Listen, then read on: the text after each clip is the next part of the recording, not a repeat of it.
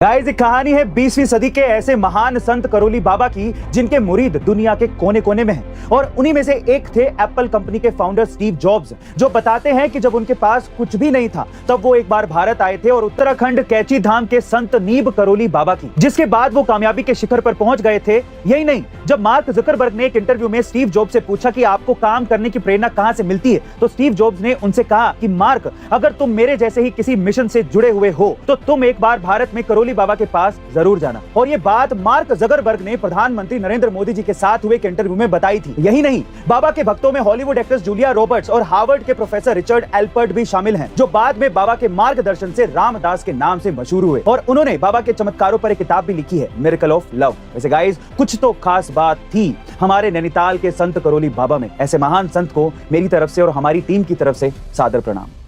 Guys, क्या आपने कभी ऐसे गांव के बारे में सुना है जहां पर 60 से ज्यादा परिवार के लोग करोड़पति हैं? जी हां गाइस, लगभग 3 दशक तक सूखे और गरीबी की मार झेलने के बाद महाराष्ट्र का हिवारे बाजार गांव आज देश का सबसे अमीर गांव है। और इस गांव को अमीर बनाने का पूरा श्रेय यहां के सरपंच पवार जी को जाता है। दरअसल सालों पहले पवार जी ने सूखे ग्रस्त इलाके को खेती लायक बनाने के लिए सबसे पहले वाटर मैनेजमेंट सिस्टम को दुरुस्त किया, जिसमें बरसात के पानी को एक जगह इकट्ठा करके रखा गया, जो बाद में वहां के किसानों को सिंचाई में मददगार साबित हुआ और किसान एक से ज्यादा फसल उगाने लगे। वहीं उन्होंने गांव में शराब और तंबाकू को पूरी तरह से बंद करवा दिया और सबसे ज्यादा ध्यान एजुकेशन सिस्टम और हेल्थ केयर सिस्टम पर दिया गया। इतना ही नहीं, कोरोना काल के दौरान कोविड फ्री होने वाला ये पहला गांव भी था। गाइस, सोचिए, जब कुछ चंद बदलाव ही इस गांव को देश का सबसे अमीर गांव बना सकते हैं, तो क्या इन्हीं बदलाव से हम हमारे देश के दूसरे गांवों की तकदीर नहीं बदल सकते?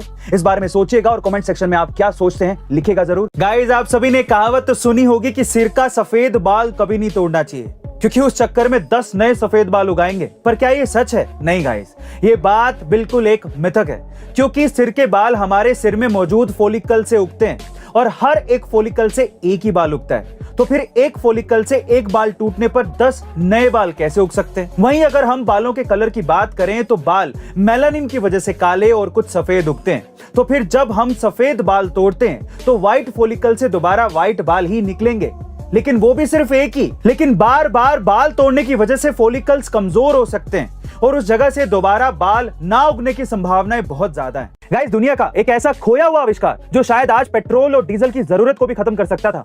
जी हां गाइस, आप ठीक सुन रहे हैं। साल 1998 में स्टेनली नाम के एक शख्स ने एक ऐसी कार का आविष्कार किया था जो पीने वाली पानी से चलती थी। और सबसे हैरानी की बात यह है कि यह कार सिर्फ 100 लीटर पानी में कश्मीर से कन्याकुमारी जितनी दूरी तय कर सकती थी। और ये कोई जुमलेबाजी नहीं है, बल्कि ये बिल्कुल सच है, क्योंकि स्टेनली ने लाइव टीवी पर आकर इस गाड़ी को चलाकर भी दिखाया था। लेकिन वो कहते हैं ना कि एक आविष्कार को अभिशाप बनते देर नहीं लगती, और स्टेनली के साथ भी कुछ ऐसा ही हुआ। दरअसल स्टेनली के इस आविष्कार की न्यूज जैसे ही वायरल हुई, स्टेनली को कई बड़ी कार कंपनियों से धमकी मिलने लगी। और एक दिन इन्हीं धमकियों का नतीजा यह हुआ कि कुछ षड्यंत्रकारियों ने उसे ड्रिंक में जहर देकर मार दिया। और इस घटना के कुछ ही घंटों बाद उसके घर पर भी चोरी हुई और उसकी कार समेत वो सारे पेपर गायब हो गए जो उस कार को फिर से बना सकते थे।